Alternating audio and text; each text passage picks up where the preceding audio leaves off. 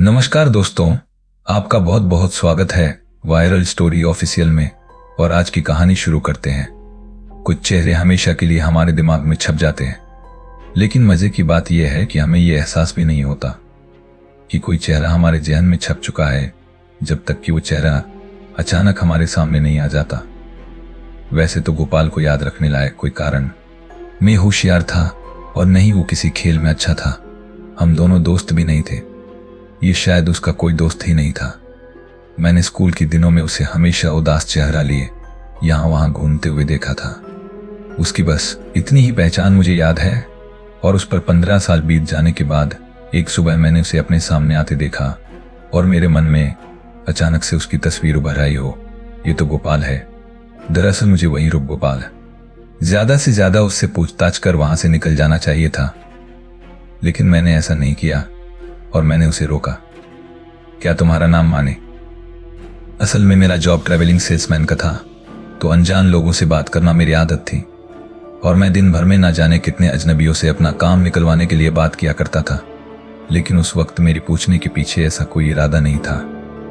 शायद तब उसने नहीं कहा होता तो मैं उसे सॉरी कहकर आगे चला जाता। उसने थोड़ा गड़बड़ा कर कहा, हाँ मेरा नाम माने है, लेकिन मैंने आपको पहचाना नहीं। मैं आपके साथ स्कूल में था। और फिर मैंने उसे छोड़ नहीं था और फिर मैंने उसे भरोसा दिलाने के लिए और कुछ दोस्तों के नाम बताए। वो आदमी थोड़ी देर के लिए सिकुड़कर किसी सोच में डूब गया और फिर अचानक उसके चेहरे पर चमक आ गई। उसने भी मुझे पहचान लिया।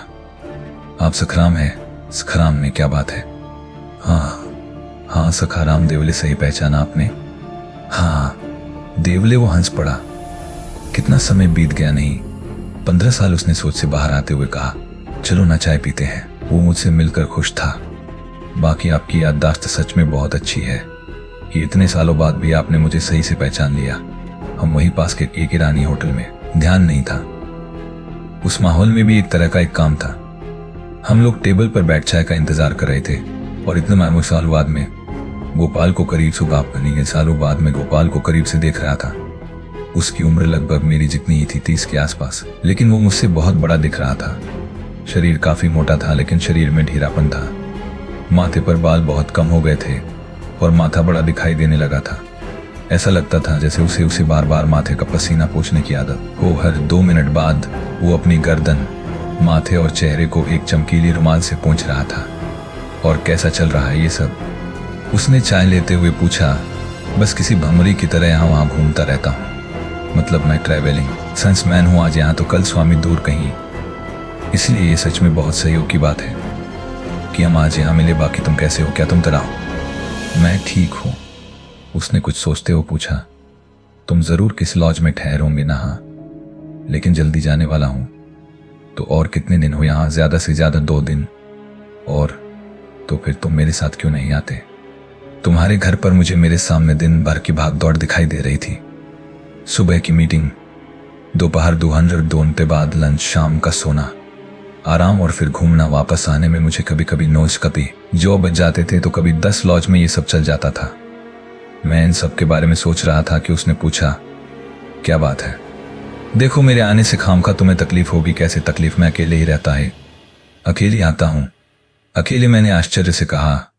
तो तुम्हारी शादी? उसने सिर हिलाते हुए कहा, मैं अकेला हूं, इसलिए तो चलने के लिए कह रहा हूं। दिन कंपनी मिल जाएगी। इसमें कोई शक नहीं था कि गोपाल बहुत ईमानदारी से कह रहा था।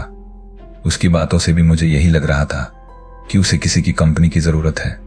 लेकिन पता नहीं मैं उसे, क्योंकि मुझे उसके बारे में कुछ भी पता नहीं था, ना हमारी इतनी अच्छी जान पहचान थी। बचपन में भी मैंने कभी उससे बात तक नहीं की थी। ये सब सोच रहा था। फिर उसने कहा, मुस्कुरा कर कहा, ठीक है, एक काम करो, तुम मुझे अपना पता दे दो। सुबह की मीटिंग के बाद मैं अपना बैग लेकर सीधा तुम्हारे घर आ जाऊंगा। ऑल राइट, मैं तुम्हारा भैया इंतजार करूंगा।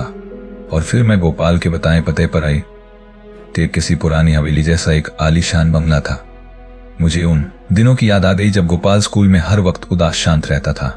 उस वक्त उसे देख कोई भी ये सोच नहीं सकता था कि उसके पास इतना घरेसान किसान घर होगा। क्या ये शुरू से ही तुम्हारा घर रहा है? उसने आसपास देखते हुए जवाब दिया, हाँ, मुझे यहाँ गोद लिया गया है, लेकिन वो खाना तैयार है। पहले खा लेते हैं, फिर बातें करेंगे। सारा खाना खाने की मेज पर बीचों बीच रखा गया था और हम दोनों जो चाहे वो खा सकते थे। बाकी पूरी हवेली में कोई हलचल नहीं थी, कोई आवाज नहीं थी। ऐसा लग रहा था कि कमरों की जरूरत के हिसाब से सफाई की गई हो।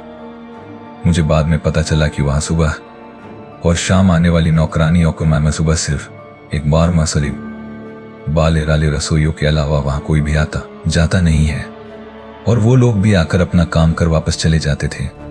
खाने के बाद हम दोनों पास वाले कमरे में चले गए। फर्नीचर पुराने जमाने का था, लेकिन ये बहुत आरामदायक था।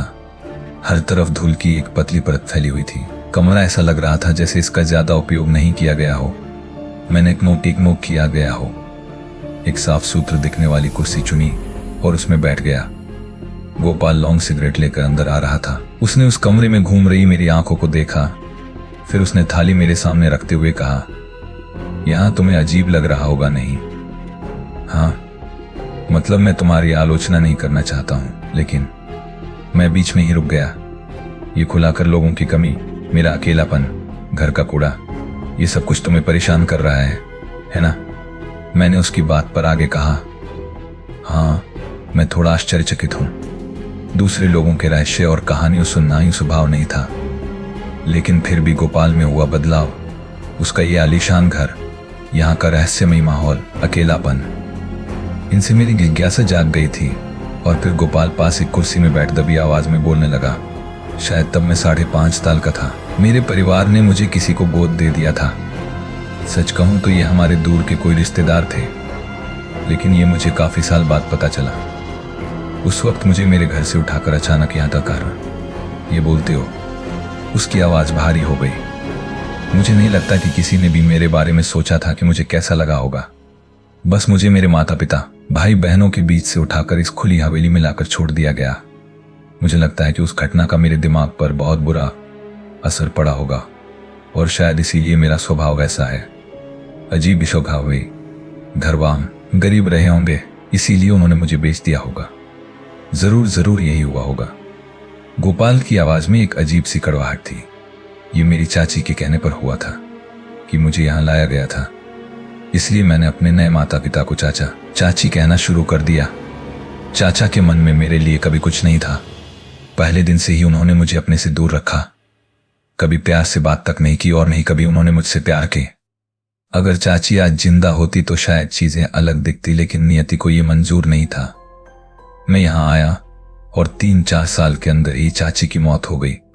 जब तक वो जिंदा थी तो वो बेचारी मुझे अपनी बेटी की तरह प्यार करती थी। फिर वो मर गई और सब कुछ खत्म हो गया। मेरी जिंदगी से बचा कुछ प्यार भी चला गया। चाचा पुरानी पीढ़ी के थे, कभी अपना वचन नहीं तोड़ते थे। मरते वक्त उन्होंने चाची से वादा किया था कि वो मुझे किसी भी चीज की कमी नहीं होने देंगे, और उन्होंने ऐसा ही किया। उन्होंने इस बात का हमेशा ख्याल रखा, कभी कमी महसूस नहीं होने दी। गोपाल की बातों में विशेष अर्थ था। उसका चेहरा बात करते करते कठोर हो रहा था। सघराम उन्होंने मेरे साथ किसी जानवर जैसा व्यवहार किया। साल में 2 बार कपड़े, दिन में 2 बार खाना, रात को सोने के लिए जगह, बस इससे बढ़कर कुछ नहीं। हर रोज दिन में बस एक सवाल पूछते थे कि गोपाल क्या तुम ठीक हो?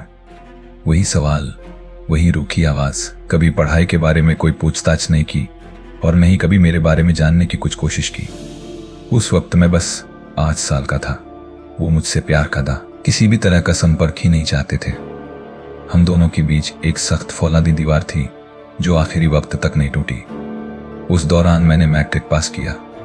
उस दिन सुबह भी उन्होंने मुझे यही पूछा, गोपाल तुम ठीक होने? मैं दोपहर को डरते हो उनके कमरे में चला गया।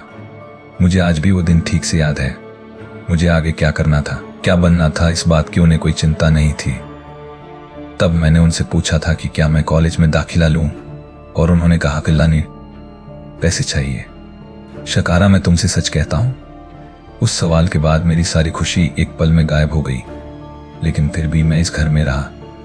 बाद में मैं कॉलेज चला गया, लेकिन किसी भी चीज में मेरा मन नहीं लगा। पता नहीं ये सब मैं किसके लिए और क्यों कर रहा था। बचपन से जो कुछ मेरे साथ हुआ था उस सब से मेरा लोगों से भरोसा उठ गया था। मेरा दिल अंदर ही अंदर किसी पल की तरह सड़ रहा था। फिर उसके बाद मैंने ग्रेजुएशन पूरी कर ली और अब मेरे सामने एक सवाल था कि अब आगे क्या। तब मैं सोचने लगा कि अब मैं बड़ा हो गया हूं, अब मैं सीधे सीधे चाचा से बात कर सकता हूं। कभी ना कभी तो मुझे बात करनी ही थी। और फिर से उस दिन दोपहर में उनके कमरे में चला गया। वो अपनी आराम कुर्सी पर बैठ कुछ पुराने कागज पढ़ रहे थे। मेरे आने की आड़ता से उन्होंने अपना सिर उठाकर बस एक नज़र मेरी तरफ देखा और मुझे आज भी याद है कि काफ़ी लंबे वक्त बाद हमने एक दूसरे को देखा था। उनकी नज़र में मैं किसी आदमी जैसा था। और फिर बेशक वही हुआ जो उन्हें बताया कि मैंने ग्रेजुएशन पास कर ली है। उन्होंने कुछ नहीं कहा। फिर मैंने उन्हें अपनी नौकरी के विचार के बारे में बताया। उन्होंने धैर्य से अपनी आंखों से चश्मा उतारा और उन्हें किया जी सभी सौगात उन्होंने, तुम आए हो तो तुम्हें बता दूं कि तुम मेरी इच्छा के विरुद्ध इस घर में लाए गए हो। मुझे झूठ बोलना पसंद नहीं और अब तक तुम्हें पता ही चल गया होगा कि हमारे बीच कोई रिश्ता नहीं है। जब मेरी पत्नी मर रही थी तो उसने मुझसे एक वादा लिया था, मैं तुम्हें किसी भी चीज की कोई कमी महसूस नहीं होने दूंगा और बस इसलिए जब तक तुम मेरे घर में रहोगे तुम्हें रहने साला कपड़े और रहने के लिए जगह मिलती रहेंगी। मेरी बस इतनी जिम्मेदारी है, बाकी तुम क्या करते हो क्या नहीं, इससे मुझे कोई लेना देना नहीं है। इसलिए तुम जो भी करना चाहते हो, जो भी कहना चाहते हो, उसमें मुझे कोई दिलचस्पी भी नहीं है। और इतना बोलकर उन्होंने अपना चश्मा चढ़ाया और फिर से कागज पढ़ने लगे। तुम सोच भी नहीं इस कागज से कितना बुरा लगा होगा। एक एक कर सभी ये दिखनामों शब्द में दिमाग में घूमने लगी सखाराम। मुझे उन पर बहुत गुस्सा आ रहा था और खुद पर शर्म आ रही थी। मैं कुछ करना चाहता था, मेरी भी कुछ उम्मीदें थी और इसलिए मैं घर छोड़कर इसलिए मैं छोड़कर चला गया। और उस वक्त मैंने सुबह घर में दोबारा कदम न रखने की कसम खाई थी। गोपाल कुछ देर चुप रहा और फिर हल्की आवाज में बोला, लेकिन मैं वापस आ गया। इससे ही तुम अंदाजा लगा सकते हो कि मेरे साथ क्या हुआ होगा। गोपाल ने बहुत कम शब्दों में अपनी आप बीती सुना दी थी। मैंने उसके चेहरे से अपनी नजरें हटा ली। लायक नहीं था। वो आगे कहने लगा, पता नहीं मेरे अचानक जाने और आने का उन्हें पता था भी या नहीं। वो वैसे ही थे जैसे पहले थे। फिर से वही सब शुरू हुआ। सुबह की एक मुलाकात और वही एक सवाल कि गोपाल तुम ठीक तो हो ना। मैं बता नहीं सकता कि मैं अंदर से कितना टूट चुका था, लेकिन मेरे पास अब कोई उपाय नहीं था। मैं चुपचाप सब सहता रहा। पता नहीं था कि ये कब तक चलने वाला था। ये निर्देशक जीवन कोई काम नहीं, कोई जिम्मेदार नहीं और घर में भी कोई जगह नहीं। गोपाल कुछ देर तक चुप रहा और शायद वो ये सोच रहा था कि आगे कहूं या नहीं।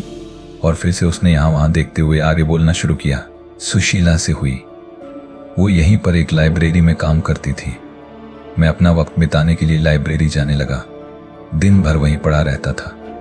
उसे लगा कि मैं पढ़ाकू होशियार हूं और उसे मुझसे प्यार हो गया।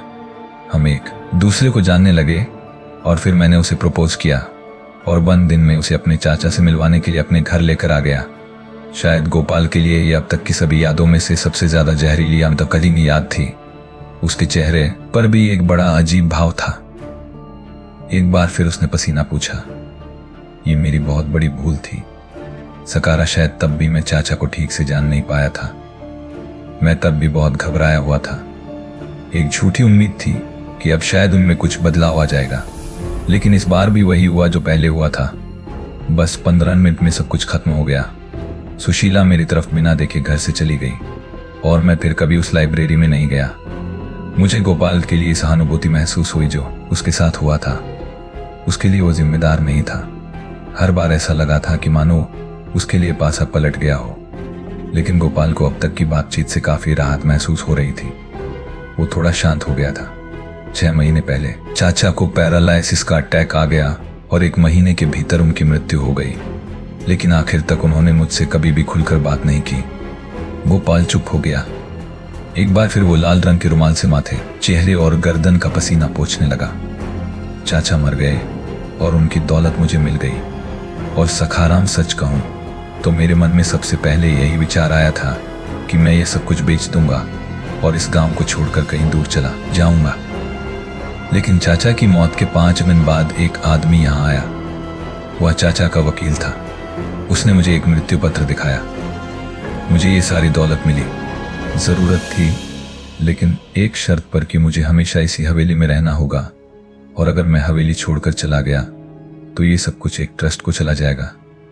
और अजीब बात यह है कि वो ट्रस्ट मुझ पर नजर रखे हुए है, क्योंकि इतनी बड़ी प्रॉपर्टी हासिल करने का मौका अगर उन्हें मिला तो वो इसे जाने नहीं देंगे। इसलिए मैं हमेशा के लिए यही फंस गया हूं। कुछ दिनों के लिए बाहर जा सकता हूँ, लेकिन मुझे वहां से वापस इन दिनों के लिए ला सकता हूँ। इस बात पर मैंने उसे रोकते हुए पूछा, ये सब ठीक है, मतलब जो हुआ सो हुआ, लेकिन तुम कब तक ऐसे जिंदगी जोओगे? मान भी लिया कि तुम्हें जिंदगी भर यही रहना है, लेकिन तुम किसी साधु की तरह अकेले तो नहीं रखा। इतने बड़े घर में 4 लोगों को साथ क्यों नहीं रखते? जैसे ही मैंने ये कहा उसके चेहरे का रंग बदलने लगा, लगभग चेहरे का रंग उड़ ही गया। आपकी बार बार आसपास घूमने लगे। लाल रुमाल से वो बार बार अपना चेहरा पोंछने लगा। सखाराम, उसने बहुत धीमी आवाज में कहा, कोई भी इस घर में रहना नहीं चाहता। मतलब मैंने ज्यादा पगार की पेशकश भी करके देखा था, लेकिन उसका कोई फायदा नहीं हुआ। गोपाल की बातों में एक नया मोड़ आ गया था। मुझे वो हवेली एकदम से उदास लगने लगी। हालांकि मुझे इसका मतलब ठीक से पता नहीं था, और मैं खुद ये सखामत और तालीम सब था। मतलब ऐसा क्यों था? क्या वो डरते हैं? डरते हैं तो किस बात से डरते हैं? या तुमने कभी उनसे इस बारे में बात की? गोपाल ने थक कर सिर हिलाया। चाचा की मौत के बाद 25 दिन के अंदर सभी नौकर काम छोड़कर चले गए।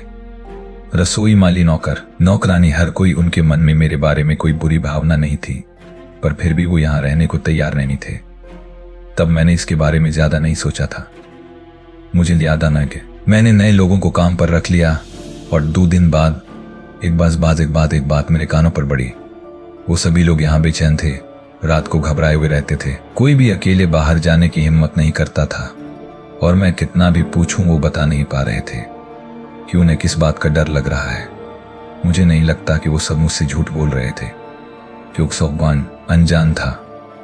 हो सकता है उन्होंने अपने आसपास कुछ देखा हो या कुछ सुना हो, और इसलिए वो यहां रहने से कतरा रहे थे।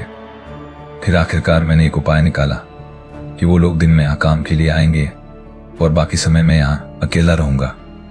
मैं मन ही मन में ये सोच रहा था कि अगला सवाल पूछ या नहीं, लेकिन आखिर में मैंने पूछ लिया। और गोपाल, इस बात में कितनी सच्चाई है? क्या तुम्हें कुछ भी अजीब अलग महसूस हुआ है मुझे? उसने थोड़ा हकला कर कहा, नहीं, यहाँ डरने जैसी कोई बात नहीं है, मतलब कुछ भी नहीं। उस वक्त मेरे सामने 2 बातें बिल्कुल स्पष्ट हो गई थी कि गोपाल झूठ बोल रहा था, क्योंकि वो बहुत डरा हुआ था। उसके बाद वो सौदा शांत बैठे रहे। उसने बात बदल दी और मेरे पूछताछ करने लगा, लेकिन मुझे शक था कि मैं जो कह रहा था उस पर उसका ध्यान ही नहीं था। करीब 9 बजे हमने चाय पी। हम दोनों 4 बजे अंदर गए। फिर मेरे शाम के चलने फिरने का वक्त हो गया था। तब बाहर जाते जाते मैंने उसे कहा, रात के 9 या 10 बजे तक आ जाऊंगा। ठीक है, और हाथ हिलाकर मैं बाहर चला गया। शाम तक मेरी मीटिंग चलती रही, लेकिन उस बीच मुझे गोपाल ने बताई बातें याद आ रही थी। मैंने अपना काम रात करीब 2:30 बजे तक खत्म किया और मैं वापस चला गया। उस रात में हल्की धीमी ठंड थी, चहल पहल भी खत्म हो गई थी। टैक्सी का विचार छोड़कर मैं पैदल ही गोपाल के घर की ओर निकल पड़ा। ये सच है कि गोपाल का जीवन इसी चक्रव्यूह में फंसे इंसान की तरह था, लेकिन मैं जाने क्यों मुझे ये लग रहा था कि उसने मुझे सिर्फ एक ही पक्ष बताया है। कुछ ऐसा भी हो सकता है जो मैं नहीं जानता, लेकिन मैं यहाँ इसके बारे में जानने नहीं आया था। मैं तो बस एक मेहमान था। मन में बार बार उस बड़ी लेकिन सुनसान हवेली का विचार आ रहा था कि कैसे एक दूसरे से नफरत करने वाले 2 लोग सालों तक इन 4 में गाल दिन 4 दीवारों में बन रहे थे। वो जगह, वो हवेली उनकी जहरीली यादों से भरी पड़ी थी, और मैं नौकरों के व्यवहार से बस ये समझ पा रहा था कि ये जहर आज भी उस हवेली में मौजूद है। वो हवेली दूर किनारे पर थी और उसके पीछे का ज्यादातर हिस्सा सुनसान था। गोपाल उस दूर हवेली में अकेला ही रहता था, और शायद अब वो मेरे आने का इंतजार कर रहा था। मैं आखिरी मोड़ पर मुड़ा और मैंने सामने उस हवेली को देखा। हवेली का सिर्फ निचला हिस्सा रोशनी से जगमगा रहा था। नीचे के सभी कमरों में लाइट जल रही थी। काले आकाश के सामने हवेली धधकती भट्टी जैसे लग रही थी। दरवाजा खोलने में गोपाल ने काफी देर लगा दी। अगर गोपाल सच में मेरा इंतजार कर रहा था तो दरवाजा खटखटाने जैसा का क्यों लगा दी? और जब वो दरवाजे के पास आया तभी उसने दरवाजा नहीं खोला था। तुम सखराम हो ना? मेरी आवाज सुनने के बाद ही उसने दरवाजे की कुंडी खोल दी। आने में कहीं देर तो नहीं कर दी मैंने अंदर जाते हुए पूछा। नहीं, ऐसा नहीं है, उसने अपना पसीना पोंछते हुए कहा, और जैसे ही मैं अंदर आया उसने दरवाजा झट से बंद कर दिया। मेरे कपड़े बदलने सुबह का था, और उसे देख समझ आ रहा था कि उसने अभी अभी उसे गर्म किया है। इसके अलावा उसने शाम को बाहर जाकर खाने की और चीजें खरीद कर लाई थी। सोने से पहले हमने बाहर के कमरे में थोड़ी देर बातें की। कमरे की सभी खिड़कियां बंद थी। मुझे उस उदास माहौल में बेचैन सा लग रहा था। मेरे मन में अभी भी बाहर की शांत, ठंडी और सुगंधित रात तैर रही थी और मैं खिड़की खोलने चला गया। सखाराम गोपाल ने अचानक कहा, क्या हुआ? मुझे उसकी बात का मतलब समझ नहीं आया। नहीं, इसे बंद ही रहने दो। रात में कीड़े मकोड़े अंदर आ जाते हैं। मैं वापस आ गया और फिर उसने आगे कहा, शायद तुम्हें लग रहा, लेकिन सच में कीड़े रात भर हवेली में घूमते रहते हैं। मैंने उसे कुछ नहीं कहा। मैंने सोचा कि बस 1-2 दिन की तो बात है। और फिर मैंने पूछा, मेरा पुई, तुम्हारा कमरा दूसरी तरफ है, चलो मैं दिखाता हूं। चलते चलते मैंने उससे पूछा, ऊपर का कमरा अच्छा रहेगा? नहीं, हाँ। थोड़ा लड़खड़ाया, लेकिन मैं ऊपर नहीं जाता।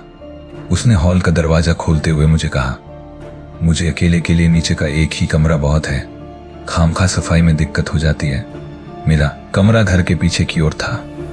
सच कहूं तो मुझे नींद नहीं आ रही थी, लेकिन गोपाल की बातों से मैं थोड़ा उब चुका था। मैंने एक लंबी उबासी और उससे कहा, क्या मैं सो सकता हूं? बहुत थक गया हूं। ठीक है, वैसे तुम सुबह कितने बजे जाग जाते हो? मैंने अपने बिस्तर पर बैठते हुए कहा, 7 बजे के बाद। मैंने सोच रखा था कि गोपाल के जाते ही मैं सारी खिड़कियां खोल दूंगा, और मैंने ठीक वैसा ही किया। खुली हवा की ठंड और खुशबू कमरे में फैल गई। सामने खुला मैदान था, काफी दूर तक फैला हुआ लग रहा था, मानो दूर कहीं तारों से भरा आसमान जमीन पर टिका हुआ हो। लेकिन वहां एक तरह हुआ कल समान सन्नाटा भी था। मैंने खिड़की के पास एक कुर्सी रखी और वहां बैठे आराम से सिगरेट पीने लगा। वहां बैठ मैं कल की मीटिंग्स और गोपाल के बारे में सोच रहा था। करीब 10:30 बजे का वजह हुआ होगा जब मैं सो गया। जब मैं सो गया। रात में किसी समय मेरी नींद खुली, पता नहीं कोई सपना था, लेकिन एक पल में मैं गहरी नींद में था तो दूसरे पल में जाग रहा था। मैं कहाँ था ये समझने में मुझे कुछ देर लगी, और फिर मैं सोचने लगा कि किस चीज ने मुझे जगाया है। ये कोई अनचाही अनजान आवाज थी या ठंडी हवा, पता नहीं क्या था। मैं 5 मिनट तक वैसे ही लेटा रहा। फिर मुझे दोबारा नींद ही आई। मेरा ध्यान खिड़की को और चला गया। चांद अब भी नीचे झुका हुआ था। उसकी सफेद चांदनी पूरे कमरे में फैल रही थी। मुझे फिर से सिगरेट की तलब हुई और मैंने खिड़की के पास खड़े होकर सिगरेट सुलगा दी। सिगरेट पीते हुए मैंने दूर सामने देखा। अब मुझे सामने का नजारा कुछ अलग लग रहा था, क्योंकि अब आसमान में एक चांद था। नीचे हर जगह चांदी जैसी चमक उभर आई थी, लेकिन वहां एक और चीज थी जो मैंने पहले नहीं देखी थी। बंगले के पीछे 2020 से 20 से 20 से 20 से 20 से 20 से 20 से 20 से 20 से 20 के 25 फीट दूर एक खेत के बीच में एक बीजू का खड़ा था। दरअसल ये इतना आकस्मिक था कि मैं खुद हैरान था। काफी देर तक मेरी नजर चांद की रोशनी में शांत के केली खड़ी उस आखिरी पर टिकी रही। सिर की जगह पर एक सफेद रखीदार गोला, दोनों ओर लंबी और छड़ीदार भुजाएं नीचे ऊंची ऊंची, नुकीली टांगे, और इन सब के ऊपर लटके हुए फटे पुराने कपड़े। कभी कभार हवा के झोंकों के कारण ये थोड़ा हिल रहा था। चाहे तेज हवा होती तो ये और तेजी से हिलता, पता नहीं क्यों, पर मुझे वो सब अजीब लगा। रात के एकांत में फटे पुराने कपड़ों में वो लंबी आकृति अपने में मस्त डोलती हुई महसूस हो रही थी। अचानक मैंने खिड़की बंद कर दी और खुद को संभालना, और मैं फिर से अपने बिस्तर पर चला गया। अब ये सुबह मुझे काफी अच्छा लग रहा था। गोपाल भी थोड़ा मूड में लग रहा था। आपकी नींद कैसे रही? मैंने उसे उत्तर दिया, बहुत बढ़िया। हम दोनों ने अपना नाश्ता खत्म किया और मैं उससे विदा लेकर करीब 9 बजे से घर से निकल पड़ा। मुझे दिन भर का काम खत्म करना था। फिर जैसे मैंने डायरी में लिखा था, दिन भर मेरी सारी मीटिंग्स चलती रही। पूरे दिन मैं इतना बिजी था कि बाकी कुछ सोचने का वक्त ही सोचने का। करीब 1 बजे में थोड़ा फ्री हो गया। उस वक्त मुझे काफी गर्मी लग रही थी, तो टैक्सी कर मैं गोपाल के घर पहुंचा। कुछ कागजात छानने और दोपहर के खाने में मेरा कुछ वक्त चला गया। कल रात मेरी नींद पूरी नहीं हुई थी, इसलिए अब सचमुच बहुत नींद आ रही थी। आंखें बंद होने लगी थी। 510 मिनट तक इधर उधर की बातें करने के बाद अपने कमरे में चला गया। सोचा कि 4 रोजे तक आराम से सोऊंगा। मैं कमरे में आया और जो खिड़की मैंने रात को खुली छोड़ी थी, सुबह गोपाल ने उसे बंद कर दिया था। मुझे उसके पागलपन पर आश्चर्य हुआ और मैंने फिर से उस खिड़की को खोल दिया। कुछ देर तक बाहर देखता रहा। दोपहर की कड़कती तेज धूप में मैं ज्यादा दूर तक देख नहीं पा रहा था। वो रोशनी आंखों में चुभ रही थी। फिर मैं बेड पर गया और करवट बदलकर जल्दी गहरी नींद में सो गया। करीब 3-4 बजे मेरी खुली। कुछ देर तक आलस के कारण मैं बस लेटा रहा। मैंने वहीं पर सिगरेट सुलगा दी और एक हाथ सिर के नीचे रखकर पड़ा रहा। सूरज की तिरछी खिड़की से अंदर आ रही थी और उसी के साथ बाहर की गर्म हवा भी। मेरे मन में उस पल कुछ था, कुछ अजीब लग रहा था। शायद मैं उसी विचार के कारण नींद से जाग गया था। कुछ ऐसा था जो मुझे नोटिस करना चाहिए था और मैंने नहीं किया था। इसका संबंध किसी जगह से था। गोपाल से, उसकी हवेली से मैं अपनी जगह से उठा और सिगरेट बुझाने के लिए खिड़की के पास चला गया और कल की रात मुशाके मेरे शरीर से गुजरी। तब मेरा शरीर कांप उठा। शरीर में अचानक कांटा चुभ गया। मेरी आंखें सामने खुले।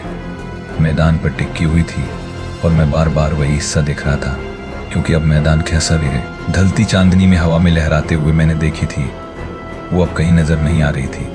पूरा मैदान सुनसान था। आप सोचोगे कि कितनी मामूली बात है, लेकिन ऐसी बेहुदा चीज किसने की होगी। और फिर सामने पहले वीरान खेत को देखकर मैंने सोचा, जी खेत में बीजू का खड़ा करने के दिन नहीं है। सूखी मिट्टी में एक हरा पत्ता तक नहीं था। नहीं मंजर, जमीन में कौन बीजू का खड़ा करता है। लगा कि मेरे मन में कोई चोर दरवाजा खुल गया हो और मेरे मन में एक के बाद एक कई विचार आ गए। गोपाल की कहानी, यहाँ के गांव वालों का डर, गोपाल का खिड़कियां बंद रखना, और कल रात में जब यहां आया था तब भी अंदर से 2 बार पूछना, ऊपर की मंजिल का हमेशा बंद रहना। गोपाल किसी चीज से डरा हुआ था और उस डर को अब मैं भी महसूस कर पा रहा था। मैंने फिर वही सोचा कि मुझे थोड़ी ना आया, कल शाम तक मैं यहां से चला जाऊंगा। और तभी कमरे के दरवाजे पर दस्तक हुई। गोपाल की आवाज से मैं थोड़ा चौंक गया। उसके अंदर आते ही मैंने पूछा, हवेली के पीछे ये जमीन किसकी है। गोपाल ने चाय की प्याली नीचे रख दी और कुछ याद करने लगा। जहां तक मुझे पता है कि ये किसी अकेले की नहीं है। जैसा कि मुझे याद है कि 7 या 8 साल पहले ये जमीन एक हाउसिंग सोसाइटी ने खरीद ली थी, लेकिन अभी तक वहां कुछ भी काम नहीं हुआ है। मैंने फिर उससे पूछा, क्या वो जमीन किसी पुलनसर को दी गई है। अरे हाँ, वहां हल चलाने के निशान है। उसने मुस्कुराते हुए फिर आगे कहा, मैंने भी सुना था कि 2-3 साल पहले किसी किसान ने इसे कसने की सेब को, पर वहां पर कुछ उगा नहीं और तब से यह हिस्सा बंजर पड़ा हुआ है। गोपाल ने मेरे चेहरे को देखा और फिर कहा, लेकिन तुम ये सब क्यों पूछ रहे हो। मैं उससे कुछ बोलने वाला था, लेकिन फिर मैंने अपने आप को रोका। कुर्सी से उठते हुए मैंने उससे कहा, कुछ नहीं। गांव के आसपास आमतौर पर ऐसी बंजर जमाने दिखाई नहीं देती, बस इसलिए पूछ रहा था। मुझे नहीं पता कि मैंने उसे रात के अनुभव के बारे में क्यों नहीं बताया। शायद मैंने सोचा कि जिसके बारे में मैं ठीक से जानता नहीं हूं, उसके बारे में बात कर उसे परेशान करना सही नहीं होगा। शायद वो बातें सुनकर वो और भी डर जाता। आखिरकार मैं तो बस 2 दिन का मेहमान था। कपड़े बदलते समय मेरी नजर बार बार बाहर जा रही थी। उस खुले मैदान को देख रही थी। मेरी एक अपॉइंटमेंट थी रात 8:30 बजे, इसलिए मैं शाम को घर से बाहर चला गया और मीटिंग खत्म होने के बाद मैं वापस हवेली जाने के लिए निकला। लेकिन सच कहूं तो वो दूसरी रात गोपाल की हवेली में बिताने की मुझे कोई इच्छा नहीं थी। हमारी दोस्ती इतनी गहरी भी नहीं थी, लेकिन फिर भी पता नहीं क्यों मैं वापस उस हवेली पर चला गया। मुझे शक होने लगा था कि उस हवेली में उसके आसपास कुछ तो अजीब बात है। जो भी है वो प्राकृतिक नहीं है। मैं वापस आ गया। आज भी बंगले का आधा हिस्सा ही रोशन था और आधा अंधेरे में डूबा हुआ था, खासकर ऊपर की कमरों का हिस्सा। मैं कुछ देर तक दरवाजे पर इंतजार करता रहा। एक पल सोचने के बाद मैंने दरवाजा खटखटाया। दरवाजे के बिल्कुल करीब से अंदर से एक आवाज आई, कौन कौन है। गोपाल की आवाज से, लेकिन वो बहुत घबराया हुआ लग रहा था। गोपाल, मैं सखाराम, दरवाजा तो खोलो। गोपाल ने फिर दरवाजा खोला। उस पल उसका चेहरा बड़ा अजीब लग रहा था। ऐसा क्या हुआ होगा कि उसे इतना पसीना आ रहा था। रुमाल से पसीना पोंछते हुए उसने कहा, मैंने तुम्हारे कदमों की आहट सुनी, फिर बहुत देर तक तुम्हारी आवाज नहीं आई, तो लगा कि मैंने उसकी बात को तोड़ते उड़ते। अरे मैं बस बाहर खड़ा होकर आसपास देख रहा था। लेकिन सच कहूं तो गोपाल की हालत देख मुझे उसकी दया आ रही थी। गोपाल इस खाली हवेली में रोशनी कर रात रात अकेला बैठा रहता है, बाहर से आने वाली छोटी से छोटी आवाज पर ध्यान रखता है। उसे किस किस्सा का डर था। इस वक्त भी उसे गेट से दरवाजे तक आते कदमों की आहट सुनाई दी। और वो आवाज दरवाजे तक आकर रुक गई। पता नहीं था कि दरवाजे के बाहर के बास है और वो इस बात का ड्राइवर डरा हुआ था। फिर उसने उस बात को लेकर बोला था, जा चलो खाना तैयार है। मैंने मेज पर बैठते हुए कहा, गोपाल वैसे मेरा यहाँ का सारा काम खत्म हो गया है, इसलिए मुझे कल यहाँ से निकलना होगा। तुमने जो भी मेरा आतिथ्य किया उसके लिए बहुत बहुत धन्यवाद। मुझे लगता है कि उस पल उसका मूड काफी बदल गया था। खाने के वक्त उसने मुझसे ज्यादा बात नहीं की, बल्कि उसका खाने पर बिल्कुल ध्यान ही नहीं था। जब हम बाहरी कमरे में बैठे तब उसने अचानक कहा, क्या तुम सच में चाहने वाले हो? हाँ बिल्कुल, बल्कि मुझे कल ही निकल जाना चाहिए था, बहुत जरूरी काम बाकी है। मुझे लगा कि तुम कुछ दिन और रुकोगे। अरे कैसे आई माम, सॉरी, लेकिन मैं कुछ नहीं कर सकता। उसने कुछ नहीं कहा। मेरी जिज्ञासा मुझे चुप बैठने नहीं दे रही थी और फिर मैंने सोचा कि कुछ पूछने के लिए यही सही समय है और मैंने झट से कहा, गोपाल मुझे लगता कि तुम किसी बात को लेकर परेशान हो। मैं तुम्हारी निजी जिंदगी के बारे में जानना नहीं चाहता, लेकिन मुझे लगता है कि तुम्हारे दिल पर कोई बहुत बड़ा बोझ है। अगर तुम चाहो तो मैं तुम्हारी मदद कर सकता हूं। गोपाल कुछ देर तक चुप रहा। मुझे लगा कि वो मेरे सवाल का जवाब नहीं देगा, लेकिन फिर उसने बोलना शुरू किया। उसकी आवाज बहुत थकी हुई थी, वो बहुत हताश लग रहा था। सखा राम, कुछ वक्त तक मुझे लगता था कि मेरे नौकर झूठ बोल रहे हैं, लेकिन अब मैं खुद उनके जैसा हो गया हूं। मुझे इस पूरी हवेली से डर लगता है। ऊपर की मंजिल पर मैं महीनों तक नहीं जाता हूं। वो कमरे मेरे चाचा के हैं, मतलब थे, लेकिन नीचे भी मैं डर डर के जाता हूं। अगर तुम मुझसे पूछो कि मैं किससे डरता हूं, तो शायद मैं इसका जवाब नहीं दे पाऊंगा। मुझे उसकी ये अच्छी बातें पसंद नहीं थी, इसलिए मैंने उसकी उस बात पर कहा, लेकिन गोपाल, तुम्हें जो डर लगता है उसका कोई तो आधार होगा। तुमने यहाँ कुछ तो अनुभव को सौ होगा। मुझे ये सवाल नहीं पूछना चाहिए था, क्योंकि गोपाल के चेहरे पर अब डर की रेखाएं उभर आई थी। सखाराम, मैं इतना बहादुर नहीं हूं कि रात में लाइट बुझाने गया हो। मैंने उससे फिर पूछा, लेकिन यहाँ ऐसा क्या है जिससे तुम डरते हो? और फिर वो किसी टूटती इमारत की तरह ढह गया। फिर उसने चिल्लाते हुए कहना शुरू किया, जो कोई सुनना चाहता हो वो सुन ले। हाँ, ये हवेली भुता है। हर रात ये हवेली भुता हो जाती है। हवेली के आसपास कुछ मंडराता रहता है, अंदर आने की कोशिश करता है। उसकी सरसराहट सुनाई देती है। बाहर आंगन में कदमों की आहट सुनाई देती है। मुझे पता है वहां बाहर कोई है जो दरवाजों और खिड़कियों पर धीरे से धक्का देकर अंदर जाना से हो। मैं नाम नहीं बताऊंगा, लेकिन मैं अच्छी तरह से जानता हूं कि वो कौन है। अब तक जो उसके अंदर दबा हुआ था उसका विस्फोट हो गया था। गोपाल बात करते करते थक गया और उसने अपना मुंह हाथ से ढक लिया। उस पर मुझे अजीब सा महसूस हुआ। गोपाल, तुम ये घर छोड़कर कहीं और क्यों नहीं आना? वो अब तक थोड़ा शांत हो गया था। कैसे छोड़ दूं? मेरा इस हवेली पर का हक भी चला जाएगा। क्या तुम्हारे पास दूसरी कोई जगह नहीं है? नहीं, उसने थोड़ा गुस्से में कहा। यही तो वो चाहते थे, यही उनका बदला है। उन्होंने अपनी बाकी सारी कमाई दान कर दी है। इस घर के अलावा उन्होंने मेरे लिए कुछ नहीं छोड़ा है, क्योंकि वो जान चुके थे कि मैं कहीं नहीं जा सकता।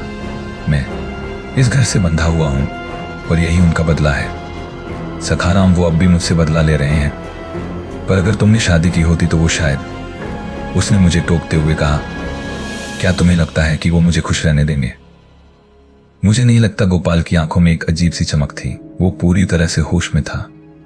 मैं अपने साथ किसी और को इस खाई में नहीं धकेलना चाहता। वो अब पूरी तरह से टूट चुका था। मुझे समझ नहीं आ रहा था कि मैं क्या कहूं। मैंने किसी तरह उसे समझाया, शांत किया और फिर मैं अपने कमरे में चला गया और गोपाल अकेला उस रोशनी वाले हॉल में बैठा रहा। मैं कमरे में आगे कपड़े बदले और सोने के लिए बिस्तर पर लेट गया, लेकिन नींद आने की कोई संभावना नजर नहीं आ रही थी। गोपाल की बातों से मेरा मन अशांत हो गया था और तब मैंने खिड़की खोली और मैं हैरान रह गया। सामने खुले मैदान में बीजू का खड़ा था। कुछ क्षण तक मैं वहीं पर खड़ा रहा। दिमाग को एक झटका सा लगा, जैसे दिमाग सुन्न हो गया हो। शायद ये वैसा नहीं होगा जैसा दिख रहा है। इसके पीछे जरूर कोई कारण होना चाहिए। लेकिन मेरी नजर सामने सफेद चेहरे की आकृति पर टिकी थी, जो लकड़ी की ऊंची टांगों पर आगे पीछे हिल रहा था।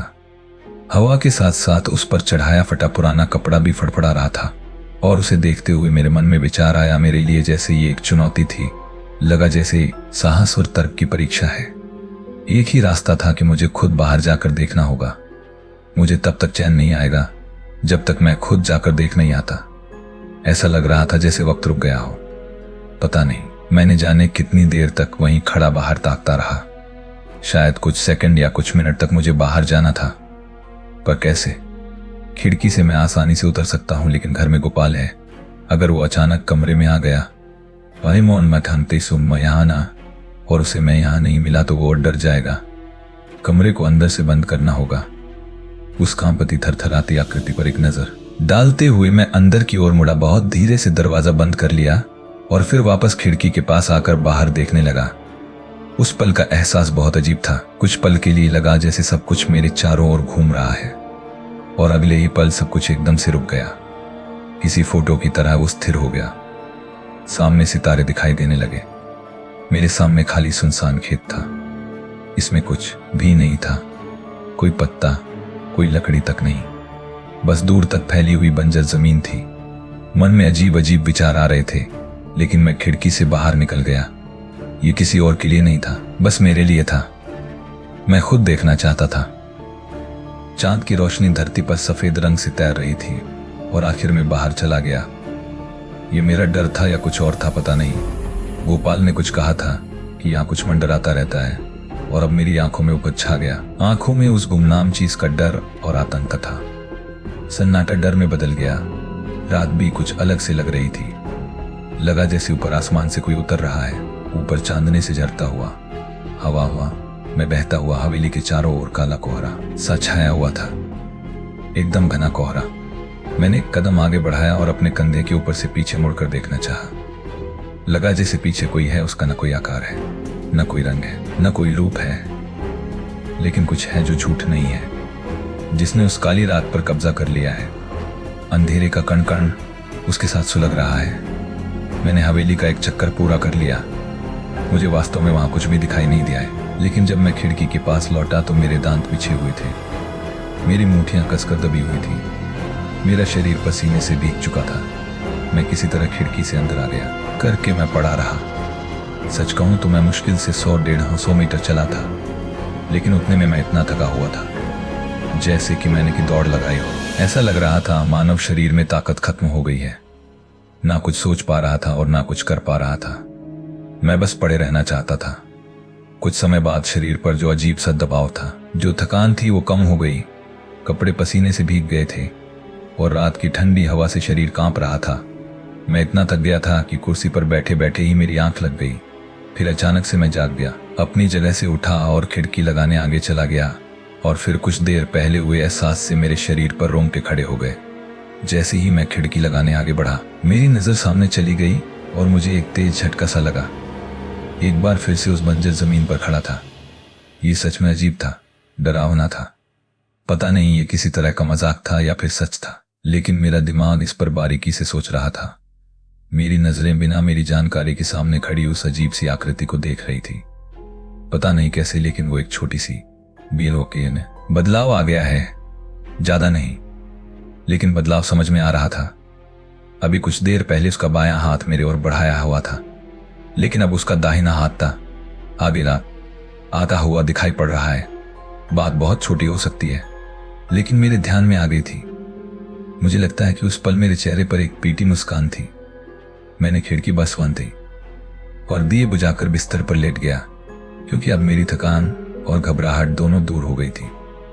मुझे जो कुछ अनुभव हुआ था वो एक दुष्ट और क्रोध शक्ति का अनुभव था, और अब मैं ये जान गया था कि एक बार इस रूप की पहचान हो जाने के बाद मुझे कोई भी शारीरिक खतरा नहीं था। ये मुझे पहले ही पता होना चाहिए था।